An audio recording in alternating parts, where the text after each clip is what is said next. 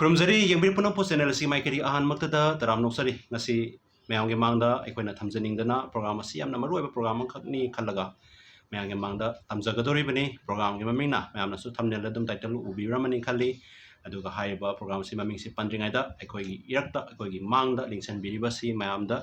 ꯊꯣꯏꯗꯣꯛ ꯍꯦꯟꯗꯣꯛꯅ ꯁꯛ ꯇꯥꯛꯆꯔꯨꯗ꯭ꯔꯒꯁꯨ ꯃꯌꯥꯝꯅ ꯊꯣꯏꯗꯣꯛ ꯍꯦꯟꯗꯣꯛꯅ ꯑꯗꯨꯝ ꯈꯪꯕꯤꯔꯕ ꯑꯩꯈꯣꯏꯒꯤ ꯑꯣꯖꯥ ꯑꯗꯩ ꯁꯔ ꯑꯩꯈꯣꯏꯒꯤ ꯗꯥꯛꯇꯔ ꯃꯥꯂꯦꯝ ꯅꯤꯡꯊꯧꯖꯥꯅꯤ ꯃꯌꯥꯝ ꯀꯦꯃꯦꯔꯥ ꯃꯥꯡꯗ ꯑꯩꯈꯣꯏ ꯂꯦꯡꯁꯤꯟꯗꯨꯅ ꯂꯩꯕꯤꯔꯤꯕꯁꯤ ꯁꯔꯗꯒꯤ ꯑꯩꯈꯣꯏꯅ ꯈꯪꯖꯅꯤꯡꯕꯁꯤ ꯄ꯭ꯔꯣꯒ꯭ꯔꯥꯝꯁꯤꯗ ꯑꯩꯈꯣꯏꯅ ꯊꯝꯖꯔꯤꯕꯁꯤ ꯀꯩꯅꯣ ꯍꯥꯏꯖꯕꯗ ꯀꯨꯀꯤ ꯂꯥꯏꯁ ꯅꯣ ꯁꯟꯖꯦꯟꯊꯣꯡ ꯇ꯭ꯔꯤꯇꯤ 1873 ꯍꯥꯏꯔꯤꯕ ꯑꯁꯤꯒꯤ ꯃꯇꯥꯡꯗ ꯈꯟꯅ ꯅꯩꯅꯅꯕ ꯑꯃꯗꯤ ꯃꯁꯤ ꯈꯛꯇ ꯅꯠꯇꯕ ꯑꯇꯣꯞꯄ ꯀꯔꯤ ꯀꯔꯤ ꯈꯟꯅꯕ ꯌꯥꯕ ꯂꯩꯔꯤꯕꯒꯦ ꯍꯥꯏꯕꯗꯨ ꯑꯩꯈꯣꯏꯒꯤ ꯄ꯭ꯔꯣꯒ꯭ꯔꯥꯝꯁꯤꯗ ꯌꯥꯝꯅ ꯇꯦꯟꯇꯛꯅ ꯑꯃꯗꯤ खितंग संदोकना ताअगसु तेंतकना ngasi yam tiena thamjage haiba tare adugi matangda खितंग thambinaba haina sarda haijarubadagi sarna harau harau yabiraktana program asi sandoksabani amadi asigi matangda kari kari leibage haibadu sarna makhatana thambirakani sa thank you Marina TV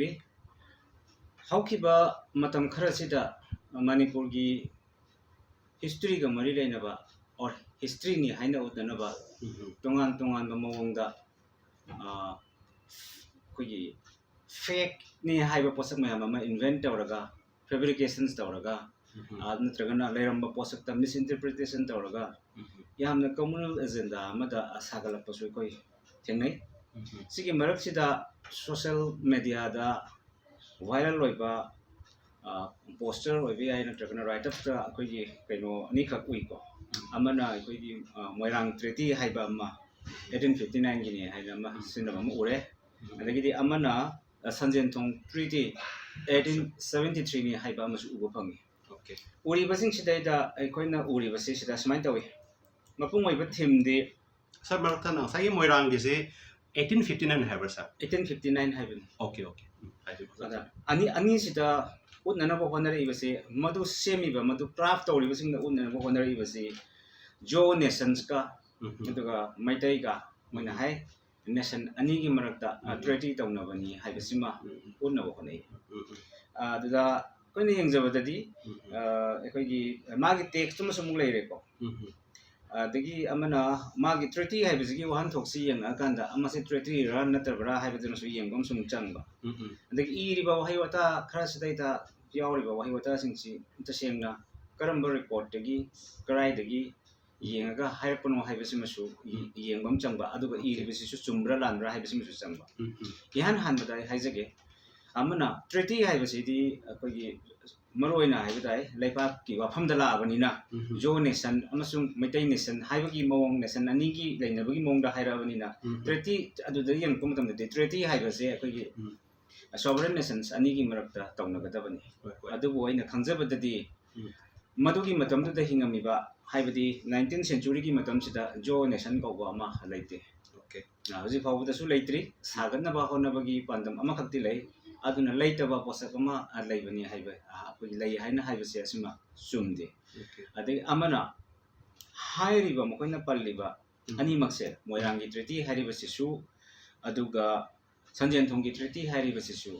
treaty होइना formally documentations तवरगा लैबा अदुगुंबा इरगा सागत पकनोसु लैते okay अदुदगिदि अमना मखोइना हाइनिंगबदा ngसाइगी जालेंगम की theory दा कंगलै पाका जालेंगम हाइबदी कुकी की लेनगा इक्वेशन अमा पैरेलल ओइना चटमिनबगी मवोंगदा हाइरिबा अमसंग मदु सागलकबगी मवोंगदा ट्रीटी लैनरमी हाइरिबगी वाफम अमुक थांगलैबसे सिगी मवोंगदगी येंगबा मतमदसु एना साइ हाइजगिबदुनि अमना मतमददा जालेंगम लैते जो नेशन लैते हाउजिकसु लैत्रि aspirations ti leiramba yai yam exclusivist amasung chauvinist oiba forces kharana namfuda kolai gi pangal sijinaraga natraga natokpa pambai myam ama sijinaraga jo nation ama semna gi agenda leiramba di yai leite no leitaba posaknina madugi agreement to lebam thokti haibani okay adu amana ngasai gi adu itaraga di hairiba 1859 sida moirang da karigumba thodo amadi thokibra natra adagi di amana 1873 da संजेंथोंगी area द्वाइदा इम्फाल तुरेलगी मरिल द्वाइदा करिगुम थौदोग अमखक्ति थोखिबरा थौदोगतु गी रेफरेंस खरा नटमना राइटर्स खरा मैतै निंथौ अमसुंग कुकी गी चिप्सिंगी मरक्ता करिगुम खरदि लैखिबरा हाइबो हंगसे हंगागदी अदुददि आइना मथंग मथंग आइ थमजर Pani tambo sir. Leinaramba marise masi Manipur gi ningthau haiba tai. Okay. Maitai gi ningthau si mana rule toramba si dumak thapa nakpa natragana phajin balaksan bagi sang da khara khena ba leitar ga so Manipur ko ba territorial entity ama sengulai ba sagalai ba do adu gi di faidagi legitimate oi ba ningthau ni Maharaja haiba title si angi bani aduga haiba Maharaja asida loyal oi ba kuki kun mayam ama legani adudagi nagagi kun mayam ama legani or maitai gi su kun gi mapu oi ba yai kun oi mayam ama legani ba ko Okay. Akoi gi collective entity ama ne ba moirang gi keno tawna gi ba moirang da thok ki ba thodok se kai no haiba kanda koina atopa writing sa fange sethar kumba ba da phang ba se koi gi kalen gi nipani pan ba lepa puk ba numisida hairi se 𝐒𝐚𝐳 gi magi khutpu mana la ga haiba tare maitai ni thoda koi gi nomai pibiu akoi maitai ni thogi manai oijerage koi subject oijerage mai pibiu haibana singba masagi lam ngakthok chana bagi ko koi gi kamhau kangbu gi aggressions tagi ngakthok chana bagi adugumba loyalty che Kam how high is tribe never na tribe. Tribe ni masi mohi se exactly usi kari no hai kitang say na bale boite oge to ira kari oite no adagi ta karim kan na kam how hai se sukte nang su hai rame ko khara aggressive oi ba tribe ni aduga ma khoi gi thau sina su magi power se exercise tawna ba hona bada tongan ba leiri ba masi kuki haina khangnari ba tribe sing chigi manung chanba aswan ba panjin ji takhai raga mathang takhai raga magi makha ta thamna ba honarak ba talak ma so oi ba yai aduna hairiba sing se Manipur gi ngamkhai manung da thok pa thodok sing ne he aduna magi khunje kannana ba magi clan kannana ba magi khub thok bom se kanna ba khonar kuma tamda mai tai ni thau da la ga ai koi se na ki servant ni na jane koi na ki subject koi na koi leijari bani leijagani koi muting pangbiu koi gi khun ngak se gi haibagi damakta matugi oath of allegiance haida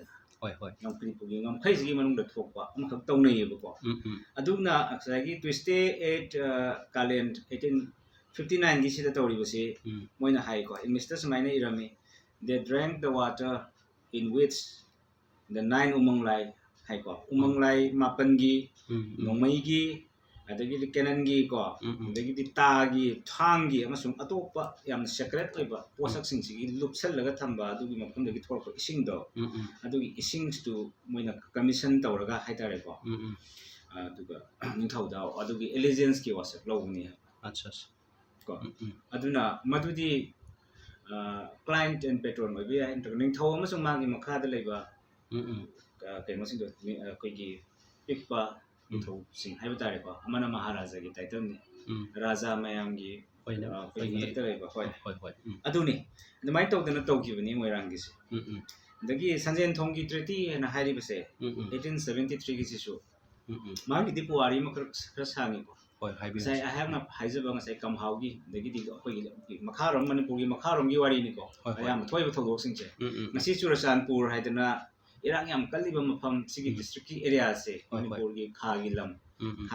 ni haibigi lam ka haibini acha aduna sigi som gi area se amna khara koi gi hanungai dagi khara rebellious oi ba settle fazana taw daba man ba nomadic tribes me amma su la e haibagi puari amma su la adongi site gi lusai rom dagi takhai rakpa adumba selakpa sing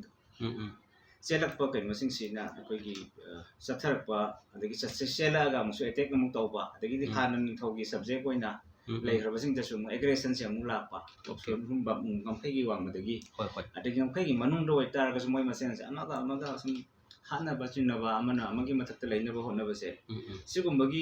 posak khara tawrakpa aggression tawrakpa sigum basidai da koi expedition se set le ba yam saung British yawi the maintaining things yawa expeditions na singba mayam ama chat laga takhai bani shanti porak na ba honna ba da peace and tranquility lak na ba honna ba da armed power se season na bani the minus season na ba matam da koi gi keno se ngasai gi kam hau gi ningthau ne hai ko magi maming se koi gi sethar kumba baga British ki da ibada di kokatung hai ko ꯑꯩꯈꯣꯏ ꯆꯩꯊꯥꯔ ꯀꯨꯃꯥꯎꯗ ꯌꯥꯎꯔꯝꯕꯅꯦꯕ ꯌꯥꯎꯏ ꯑꯗꯨꯒ ꯀꯣꯀꯥꯇꯨꯡꯒꯤ ꯍꯥꯏꯀꯣ ꯑꯗꯨꯒ ꯀꯣꯀꯥꯇꯨꯡꯁꯤ ꯇꯣꯉꯥꯟ ꯇꯣꯉꯥꯟꯕ ꯃꯑꯣꯡꯗ ꯔꯤꯐꯔꯗꯤ ꯇꯧꯕꯅꯤ ꯑꯁꯤꯒꯤꯁꯤ ꯀꯨꯀꯤꯒꯤ ꯃꯤꯁꯤꯡꯅ ꯀꯣꯟꯅ ꯁꯦꯝꯗꯣꯔꯛꯄꯗ ꯃꯣꯏꯅ ꯎꯆꯥꯔꯝꯁꯤ ꯂꯥꯜꯂꯦꯅ ꯁꯦꯝꯗꯣꯔꯛꯄ ꯑꯣꯏꯔꯝꯒꯅꯤ ꯒꯧꯈꯣꯊꯥꯡ ꯍꯥꯏꯗꯅ ꯍꯥꯏꯕꯅꯤꯀꯣ ꯑꯗꯨꯅ ꯃꯥꯁꯤ ꯐꯥꯔꯒ ꯖꯦꯜꯗ ꯊꯝꯃꯒ ꯃꯣꯏ ꯈꯔꯁꯨ ꯐꯥꯔꯒ ꯇꯛꯈꯥꯏꯔꯒ ꯁꯥꯟꯇꯤ ꯄꯣꯔꯛꯑꯒ ꯖꯦꯜꯗ ꯊꯝꯃꯀꯥꯟꯗꯩꯗ ꯍꯥꯠꯈꯤ ꯁꯤꯒꯤ ꯍꯥꯏꯕꯒꯤ ꯑꯗꯒꯤꯗꯤ ꯃꯗꯨꯒꯤ ꯔꯤꯕꯦꯂꯤꯌꯟ ꯍꯥꯏꯒꯗ꯭ꯔꯥ ꯅꯠꯇ꯭ꯔꯒꯅ ꯑꯩꯈꯣꯏꯒꯤ ꯉꯁꯤ ꯆꯠꯊꯔꯤꯕ ꯃꯔꯥꯎꯗꯤꯡ ꯑꯦꯛꯇꯤꯚꯤꯇꯤꯁꯁꯦ ꯑꯁꯤꯗ ꯉꯁꯥꯏꯒꯤ ꯃꯅꯤꯄꯨꯔ ꯅꯤꯡꯊꯧꯒꯤ ꯁꯕꯖꯦꯛꯁ ꯈꯔ ꯐꯥꯈꯤꯕ 50 ꯐꯥꯈꯤꯕꯖꯥꯠꯅꯤ 50 ꯐꯥꯈꯤꯕꯁꯤ ꯃꯣꯏꯅ ꯐꯥꯔꯒ ꯊꯝꯃꯦꯅ ꯍꯥꯏꯔꯦ ꯑꯗꯨꯗꯒꯤꯗꯤ ꯃꯈꯣꯏꯒꯤ ꯍꯥꯏꯔꯤꯕ ꯉꯁꯥꯏꯒꯤ ꯒꯧꯈꯣꯊꯥꯡꯁꯤ ꯖꯦꯜ ꯃꯅꯨꯡꯗ ꯁꯤ ꯑꯗꯨ ꯈꯔ ꯀꯟꯇ꯭ꯔꯣꯚꯔꯁꯤꯌꯦꯜ ꯑꯣꯏꯕ ꯃꯑꯣꯡꯗ ꯍꯥꯠꯄꯅꯤ ꯍꯥꯏ ꯑꯃ ꯇꯧꯕꯅꯤ ꯍꯥꯏ ꯑꯗꯨꯃꯥꯏꯅ ꯇꯧꯔ ꯁꯤꯔꯀꯥꯟꯁꯤꯗꯩꯗ ꯑꯗꯨꯒ ꯃꯥꯏ ꯃꯆꯥ ꯑꯃꯁꯨ ꯖꯦꯜꯗ ꯂꯩꯕ ꯑꯗꯨꯒ ꯃꯥꯒꯤ ꯁ꯭ꯀꯜ ꯍꯥꯏꯇꯥꯔꯦꯀꯣ ꯃꯥꯒꯤ ꯀꯩꯅꯣꯁꯦ ꯂꯨꯁꯦ ꯁꯤꯁꯨ ꯂꯧꯅꯅꯕ ꯍꯛꯆꯥꯡꯒꯤ ꯔꯤꯃꯦꯟꯁꯤꯡ ꯁꯔꯨ ꯁꯌꯥꯡꯁꯤꯡꯁꯦ ꯂꯧꯅꯅꯕꯒꯤ ꯑꯗꯒꯤ ꯍꯥꯏꯕꯅꯆꯤꯡꯕꯒꯤ ꯃꯌꯥꯝ ꯑꯃ ꯇꯧꯔꯛꯄ ꯀꯥꯟꯗ ꯅꯦꯒꯣꯁꯤꯌꯦꯁꯟ ꯑꯃꯈꯛ ꯃꯈꯣꯏ ꯗꯦꯄꯨꯇꯦꯁꯟ ꯊꯥꯔꯛꯄꯅꯤ ꯊꯥꯔꯛꯄ ꯀꯥꯟꯗ ꯁꯤ ꯅꯦꯒꯣꯁꯤꯌꯦꯠ ꯇꯧꯕꯁꯤ ꯕ꯭ꯔꯤꯇꯤꯁꯅ ꯇꯧꯕꯅꯤ ꯕ꯭ꯔꯤꯇꯤꯁꯅ ꯍꯥꯏꯔꯤꯁꯤ ꯀꯩꯅꯣ ꯍꯥꯏꯔꯀꯥꯟꯗ ꯅꯈꯣꯏꯅ ꯐꯥꯖꯤꯟꯈꯤꯕ ꯃꯤꯁꯤꯡꯗꯨ ꯊꯥꯗꯣꯔꯛꯑꯣ ꯍꯥꯏꯕ ꯑꯗꯨꯒ ꯅꯣꯏꯒꯤ ꯁꯣꯝꯗ ꯂꯩꯔꯤꯕ ꯐꯥꯔꯤꯕ ꯄꯨꯜꯂꯤꯕꯁꯤꯡꯗꯨꯁꯨ ꯊꯥꯗꯣꯔꯛꯀꯦ ꯍꯥꯏꯕ ꯑꯗꯨꯒ ꯑꯃꯅ ꯉꯁꯥꯏꯒꯤ ꯃꯅꯤꯄꯨꯔꯒꯤ ꯃꯅꯨꯡꯁꯤꯗ ꯁꯥꯟꯇꯤ ꯑꯣꯏꯅ ꯂꯩꯒꯅꯤ ꯑꯗꯨꯒ ꯅꯤꯡꯊꯧꯗ ꯑꯦꯂꯤꯖꯦꯟꯁ ꯑꯣꯏꯒꯅꯤ ꯍꯥꯏꯕꯁꯦ ꯑꯩꯈꯣꯏꯒꯤ ꯀꯔꯤ ꯑꯣꯏꯅꯤ ꯃꯥꯒꯤ ꯚꯦꯁꯦꯜ ꯑꯣꯏꯅ ꯑꯗꯒꯤꯗꯤ ꯑꯦꯛꯖꯦꯛꯠꯂꯤ ꯃꯣꯏꯅ ꯍꯥꯏꯕ ꯑꯩꯈꯣꯏꯒꯤ ꯀꯩꯅꯣꯁꯤ ꯂꯣꯟꯁꯤ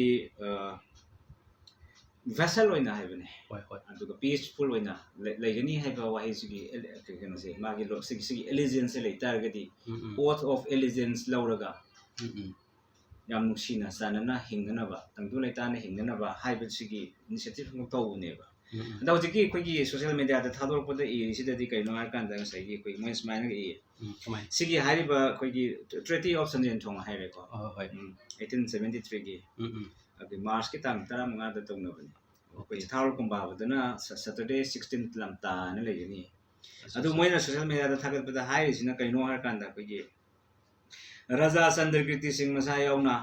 ꯑꯗꯨꯒ ꯉꯁꯥꯏꯒꯤ ꯒꯧꯈꯣꯊꯥꯡꯒꯤ ꯃꯆꯥꯁꯤꯒꯤ ꯃꯃꯤꯡꯁꯤ ꯔꯥꯖꯥ ꯁꯨꯝꯀꯥꯝ ꯒꯣꯏꯇꯦꯅ ꯀꯧꯍꯟꯕ ꯃꯥꯜꯂꯦꯀꯣ ꯀꯣ ꯁꯤꯗꯩ ꯂꯣꯟꯁꯤꯒꯤ ꯄꯣꯂꯤꯇꯤꯛꯁꯁꯦ ꯌꯦꯡꯉꯨꯀꯣ ꯔꯥꯖꯥ ꯆꯟꯗ꯭ꯔꯀꯤꯔꯇꯤ ꯍꯥꯏꯀꯣ ꯑꯁꯦꯡꯕꯗꯤ ꯕ꯭ꯔꯤꯇꯤꯁꯅ ꯁꯤꯒꯤꯁꯤ ꯆꯟꯗ꯭ꯔꯀꯤꯔꯇꯤꯁꯤꯗꯤ ꯃꯍꯥꯔꯥꯖꯥ ꯇꯥꯏꯇꯜ ꯄꯤꯔꯕꯅꯦ ꯃꯣꯏꯅ ꯄꯨꯜ ꯇꯧꯔꯦ ꯄꯨꯊꯔꯛꯑꯦꯀꯣ ꯑꯗꯨꯒ ꯁꯤꯒꯤ ꯇ꯭ꯔꯥꯏꯕꯦꯜ ꯅꯨꯄꯥ ꯒꯣꯏꯇꯦ ꯅꯨꯄꯥ ꯁꯤꯒꯤ ꯁꯨꯝꯈꯥꯟꯁꯤꯅ ꯔꯥꯖꯥꯒꯤ ꯂꯦꯚꯦꯜꯗ ꯇꯧꯔꯀꯥꯟꯁꯤꯗ ꯔꯥꯖꯥꯒꯤ ꯂꯦꯚꯦꯜꯗ ꯊꯥꯡꯒꯠꯂꯛꯄꯅꯤ ꯊꯥꯡꯒꯠꯂꯤꯁꯤꯕꯣꯕꯀꯣ ꯑꯗꯨꯒ ꯑꯃꯅ ꯉꯁꯥꯏꯒꯤ ꯑꯗꯨꯕꯨ ꯑꯩꯅ ꯈꯪꯕꯗꯗꯤ ꯆꯦꯊꯥꯎꯔ ꯀꯨꯝꯕꯥꯕꯗꯁꯨ ꯑꯗꯨꯒ ꯑꯗꯨꯒ ꯕ꯭ꯔꯤꯇꯤꯁ ꯔꯦꯀꯣꯔꯠꯇ ꯍꯥꯏꯔꯝꯕꯗꯤ ꯃꯅꯤꯄꯨꯔꯤ ꯑꯃꯒ ꯅ ꯏꯅꯤꯁꯤꯌꯦꯠ ꯇꯧꯋꯦ ꯍꯥꯏꯕꯅꯦꯕꯀꯣ ꯑꯣꯊ ꯑꯣꯐ ꯑꯦꯂꯤꯖꯦꯟꯁꯁꯦ ꯍꯧꯕꯁꯦ ꯑꯗꯨ ꯃꯩꯇꯩ ꯑꯣꯏꯕ ꯌꯥꯏ ꯑꯅꯤ ꯑꯣꯏꯕ ꯌꯥꯏꯀꯣ ꯃꯅꯤꯄꯨꯔꯤ ꯍꯥꯏꯔꯒ ꯕ꯭ꯔꯤꯇꯤꯁꯅ ꯃꯩꯇꯩꯅꯦꯅ ꯍꯥꯏꯔꯁꯤ ꯑꯗꯣ ꯆꯦꯊꯥꯎꯔ ꯀꯨꯝꯕꯥꯕꯗꯗꯤ ꯌꯥꯝ ꯃꯌꯦꯛ ꯁꯦꯡꯉꯦꯕ ꯅꯤꯡꯊꯧ ꯆꯟꯗ꯭ꯔꯀꯤꯔꯇꯤ ꯌꯥꯎꯗꯦ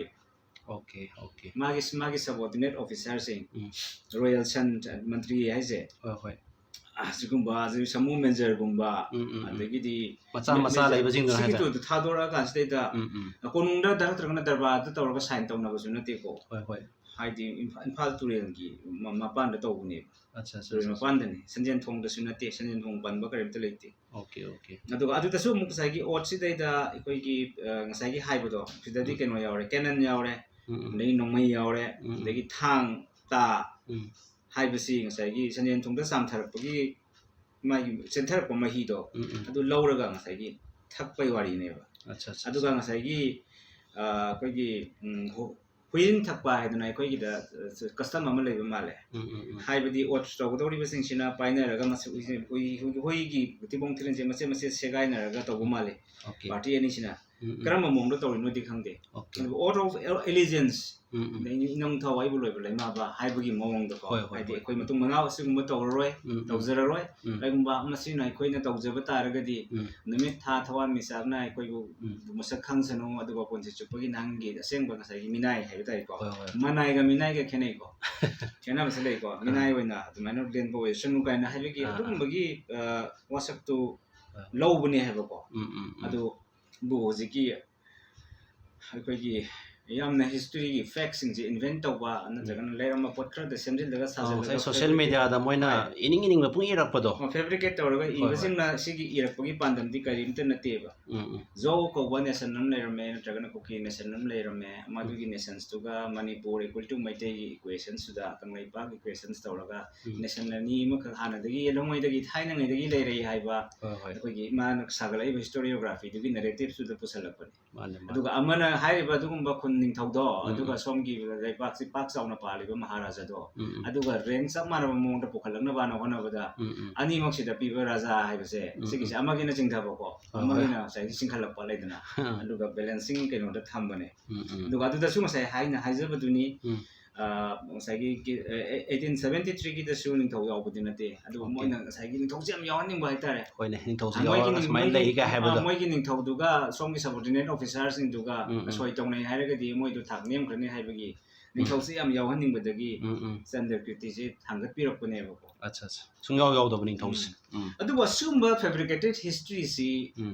ꯉꯁꯥꯏꯒꯤ ꯃꯥꯒꯤ ꯑꯦꯀꯥꯗꯃꯤꯛ ꯀ꯭ꯔꯦꯗꯦꯟꯁꯤꯌꯦꯜꯁ ꯂꯩꯇꯕꯒꯤ ꯄ꯭ꯔꯣꯕ꯭ꯂꯦꯝ ꯑꯃꯗꯤ ꯂꯩꯀꯣ ꯑꯗꯨꯕꯨ ꯀꯔꯤꯒꯨꯝꯕ ꯕꯤꯂꯤꯐ ꯑꯃ ꯁꯦꯝꯅꯅꯕ ꯅꯠꯇ꯭ꯔꯒꯅ ꯐꯦꯕ꯭ꯔꯤꯀꯦꯁꯟ ꯑꯃ ꯇꯧꯅꯅꯕ ꯍꯣꯠꯅꯕꯁꯦ ꯈꯨꯟꯗꯥꯃꯤꯟꯅꯔꯤꯕ ꯐꯨꯔꯨꯞꯁꯤꯡꯁꯦ ꯄꯨꯟꯅ ꯍꯤꯡꯃꯤꯟꯅꯅꯕꯒꯤ ꯄꯨꯟꯅ ꯆꯥꯎꯈꯠꯃꯤꯟꯅꯅꯕꯒꯤ ꯌꯥꯝꯅ ꯌꯥꯏꯐ ꯅꯨꯡꯉꯥꯏꯕ ꯇꯧꯅꯅꯕꯒꯤ ꯌꯥꯝ ꯄꯣꯖꯤꯇꯤꯚ ꯀꯩꯅꯣ ꯑꯃꯈꯛꯀ ꯂꯣꯏꯅꯅ ꯐꯤꯂꯤꯡ ꯑꯃꯈꯛꯀ ꯂꯣꯏꯅꯅ ꯏꯟꯇꯦꯟꯁꯟ ꯑꯃꯈꯛꯀ ꯂꯣꯏꯅꯅ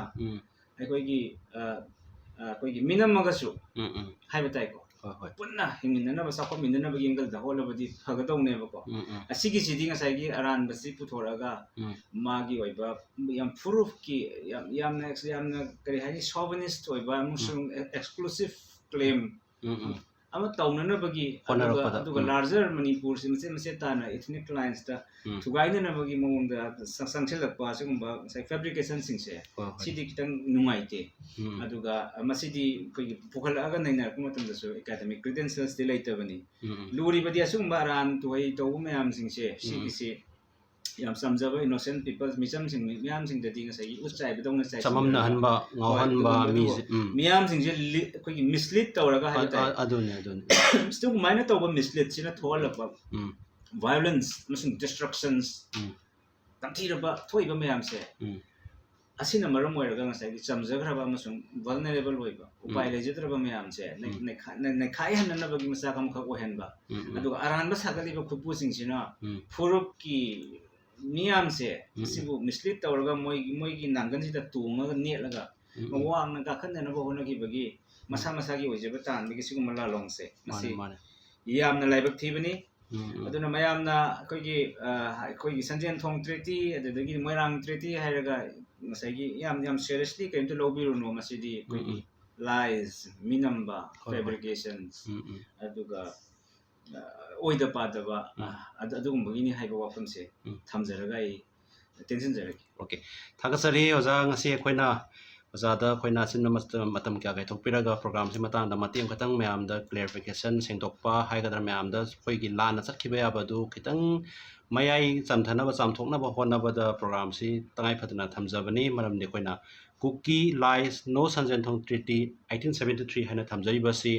kanaumna social media da lana khoigi puwari je semtorokpa adagi yawda mi da yawhanba manba adagi ma palangi min he yengba da ju chumma boy da ninga da ba adagi khoigi hoji hawgalaiba khoigi generation habla hoji hawgalaiba khoigi yombi khoi naharol sing da su